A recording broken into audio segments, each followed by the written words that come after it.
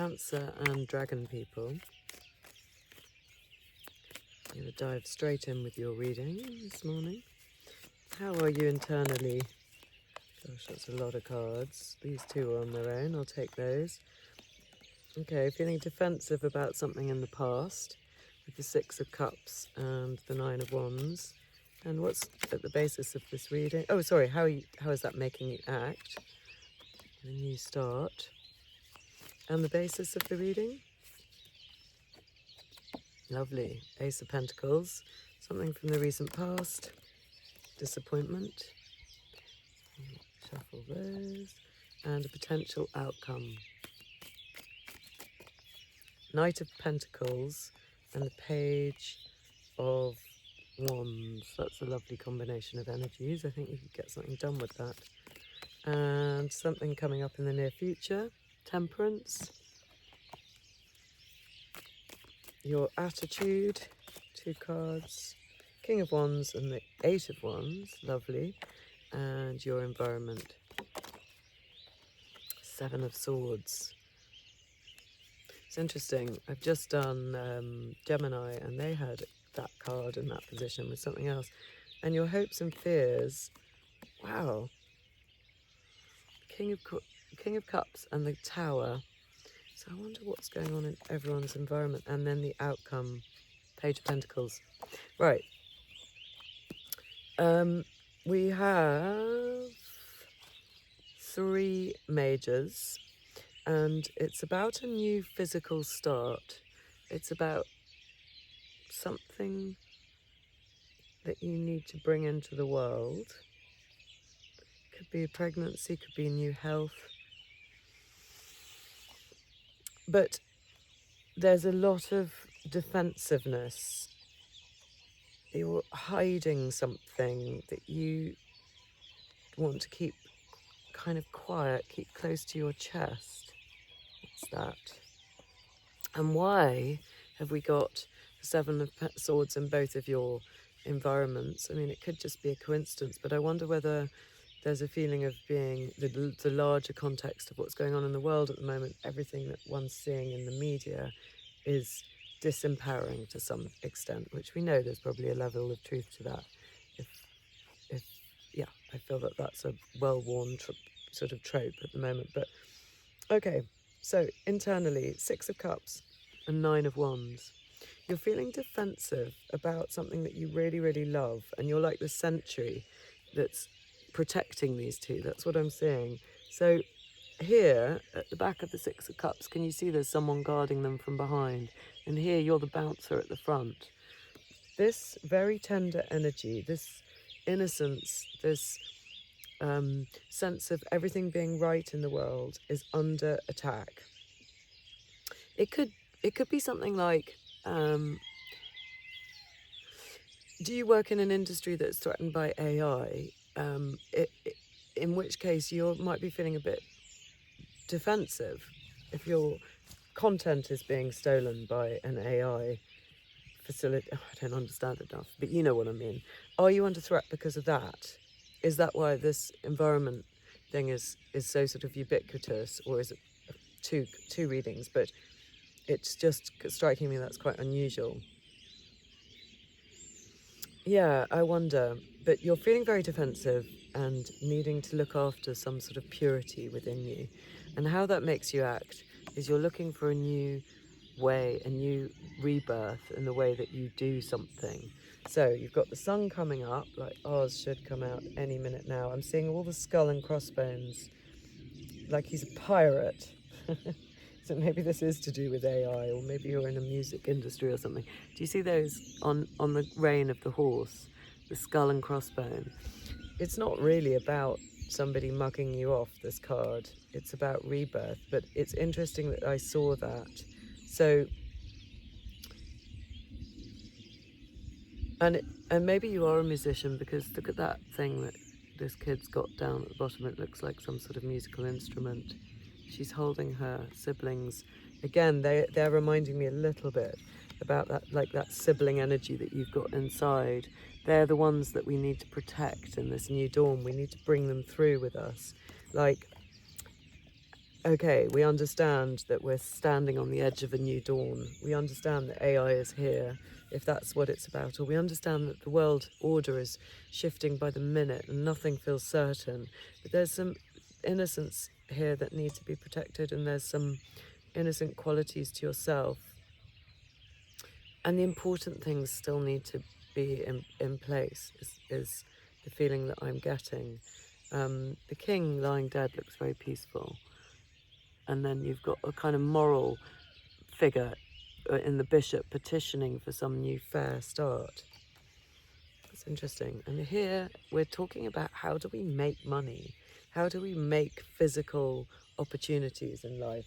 Whether it's health or babies or money or projects, it's like the real world. It's sort of the opposite of AI. I don't know why my mind is taking me to AI so strongly. Hopefully this is resonating. But you know what I mean? In an internet age, what's real? What can we really rely on?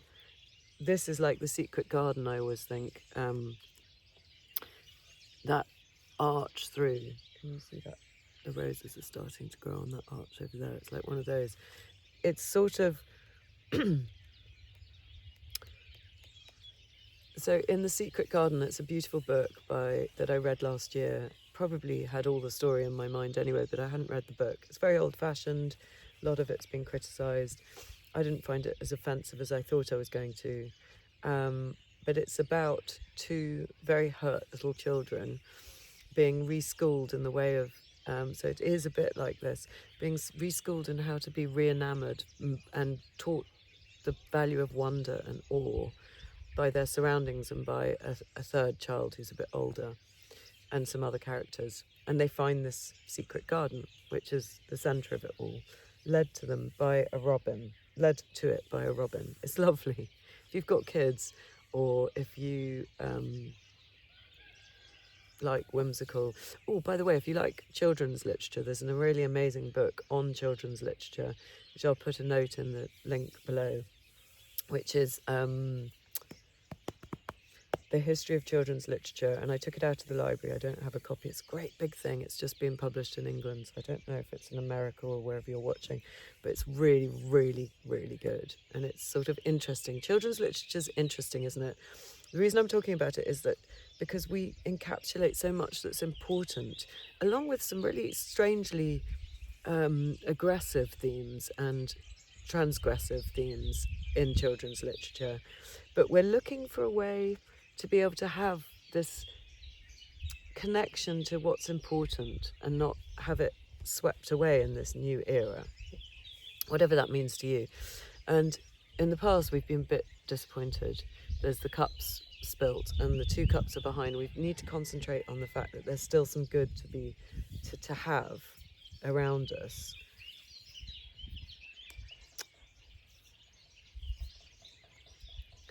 What am I seeing here? Why am I pausing? My mind went blank. It's sort of as if it's just so disappointing. It's the state that you've kind of accepted. But look at that. There's a red wine, and then there's also some green. Oh, my nail needs to be really redone. And then there's a pile of green. What's that? What's that green liquid? It's like poison. Something has been poisoned in your mind, and you can't get over that. So, however, as a potential outcome, I like this. It's a mixture between enthusiasm and the steady work that we need to do in order to bring off this new period. So it's going back to basics. That's what the Knight of Pentacles would do. Okay, there's the internet. Okay, there's AI. Okay, we've got various things going on in the world we don't like. But I can just go back to the basics and create a structure of support for myself that allows my inner child to flourish and come up with some new, exciting ways to deal with this new era. Because that's what the Page of Wands would do. He looks to the tip of his wand for inspiration to make this new start that we're looking for here. And the Knight of Pentacles would hold him in a safe space in order to allow that to happen. And then coming up after that is this card of the Temperance. So you might have to pause and let things assimilate, do the work of alchemy in that moment. And I can't help but, I don't know if anyone's ever played on Canva, but you see that crown in the back? It's like the Canva crown, which means that you're a paid subscriber. Maybe you do something in the internet and you're looking to sort of not be as subsumed by it. Do you work in design on Canva? I don't know. Strange that that's pointing at itself out to me. Here comes the sun. Oh, I love it when the suppers need to be warmed up a bit. Yeah, so just a little bit of a pause for divine inspiration. It's like a pause in a piece of music. It will be very productive. That's what's coming up next. But then in your attitude, you don't really want to pause. You want to get going. You might well work in social media because this is a card of messages and communication, but it's also the card of aligned goals. I really like it. So we go from seeing you very defensive with a fence up, and now we see what you really want to do is sort of leave that enclosure and get on with some really dynamic entrepreneurial activity, with the King of Wands looking after his own needs, being very self-determined, being incredibly creative, generative, in command, and related to the ideas that we can see here with all those salamanders and the wand here. He's now the kind of mature version of that. They're all over his cape as well, but he's really in command now. So maybe you've done a good job of supporting yourself into this new era. But in your environment, be careful. What's this about? Is this about copyright? Is this about someone at work who is potentially going to take your power? Is this about, if it's about health and a new start, is there something that you're missing? Have you forgotten some detail? What's standing out to me on him today? The people in the background. Oh, and these little green tents beneath his legs. Do you see? In between his legs. So they are like the poison that I wouldn't normally see here. It's the same green, that poison. Okay, so what's going on? What is this poison? What is this poisoned environment? Is it that your mind's a bit poisoned? You know, we all have that capacity at the moment to get quite irate and indignant. You know, it's the age of fury. And is it just sort of poisoning the wells slightly because we can't get beyond all our creativities going into that on some level? Be careful. It's only a stage, but just be a bit aware. I don't see it as a huge problem, but I'm just interested. Living in those tents of green, those green tents, those poison tents, or those envious tents. Is someone else envious of you? Thinking of the associations of green. Now I'm looking at this little tent with the opening, which is also green. It's tempting to go to this space, but be careful not to. You need to kind of use your consciousness. So, I mean, this is a little bit of a digression, but I'm guessing if you're watching tarot, you might understand this or be interested in. What I want to say is, consciousness is everything, and we only have that. And if we allow our consciousness to be captured and led around and manipulated, then we're no longer generating from a pure space. We're like enslaved people. And we need to keep that clear. So that is a very clear consciousness. I just want, and this beautiful Six of Cups is very clear and probably quite aligned to sort of natural elements. I think that's what we've got to sort of take your inspiration from, sort of places like anywhere that's outside and just sitting and watching. It might be watching a candle, it might be sitting and watching an ant, and then allow that rhythm to allow your mind to, with whatever it is you're working on, follow those kind of natural rhythms. Don't find yourself too often in the devices. And I'm as guilty as that as anyone else. And almost sometimes, yeah, anyway. So your hopes and fears are, you don't want your emotions to be built on the wrong foundations. You don't want to be teared down for this emotionality. You want to be able to protect that beautiful Six of Cups, that loving soulmate, sibling, fresh energy. You don't want this new world that you find yourself in to denigrate that. And you would be feeling very emotional about the idea of things not being built on the right foundations. Yeah, I can see a red ship that wouldn't normally jump out at me in the background.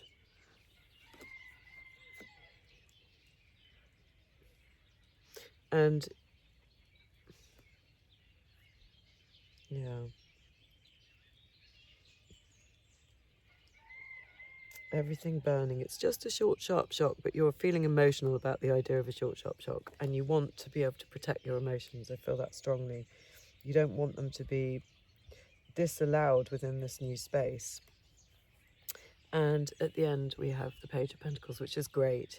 So that's like a kind of, it's like the knight in the potential outcome has managed to communicate effectively. It's like a kind of good parent stewarding this kind of energy of all the excitement. And now you've got the freshness of the page, but you're very, very steady and you're working towards what you want. This is the diligent kid in the class who will be able to manifest this. I love it. Right, let's cap this. We're going to firstly take a Enchanted Forest card, and there's too many, and see whether there's part of the reading that it draws us to look at or anything else it wants to emphasize. Oh, nice. Seven of Visions. This is the Seven of Cups, but it's quite an interesting version of it. Let's have a look. It's got a wild boar in it, and I saw a wild boar the other day. So it's been years that I've been trying to see one up close, and I did see one. And the place where I saw it was right next to an Etruscan cave. I was going to attend to my grief and my losses, and I was rewarded with this mythical animal that I never see. They're called cinquale here. Okay. Confusion, a riddle with no answer. Wait for clarity, do not act yet. So that speaks to the temperance part of this reading. All of the visions in the gazing bowl are things that you have seen in the forest. Can you find them in other cards? We're not doing a whole reading with that set. So carefully descending the weathered stone stairs, glittering with dew, you approach the forest fountain at the bottom of the grotto. Your trials in the forest have made you doubt your course, and you seek guidance from the ancient gazing bowl. At first, you see only your reflection on the dark surface, but as you breathe into the water, images begin to appear, fragments of visions swirling and shifting. So this is kind of scrying. The gazing bowl, maybe you do that kind of thing. Maybe you want to use that as a hint to do this. The gazing bowl is telling you that many futures are possible, but nothing has settled yet. This card is also an admonition against escaping into delusion. Your lack of direction may be the result of preferring fantasy to reality. If seeking divinatory guidance only makes you more confused, stop asking for now. Badgering the oracle will only muddle the waters. If you ask too many questions, you'll get too many answers. Are you watching too many of these videos? Not mine. Anyone's, it could be mine, it could be anyone's. Confusion, because there's a sort of confused messaging going on. Right, let's see if we can clarify that with something from the Shining Tribe Tarot. There we go, that was a very definite one that shot out. Lovely. The Ten of Trees. Might be the Ten of Wands, though. We've lost the sun for a while. Ten of Trees. There's that. I like the image. 10 of Trees. 9 of Trees. 10 of Trees. So I won't read too much of this. Bursting forth, seeing your own experience at the centre of your world, your ability to express yourself in many ways. That's the Page of Wands. That's that energy. That's the King of Wands. And that is the 8 of Wands. Okay, so that's interesting. We're talking about that again. So, from Inanna's corrupted tree, we move to a clear and joyous image of the tree of life bursting forth with energy. We find a natural number in the card, in the 10 small trees in the background. They represent the variety of our life experiences. The cosmic tree in the center signifies the basic energy which unifies all events, emotions, and perceptions which make up your personal history.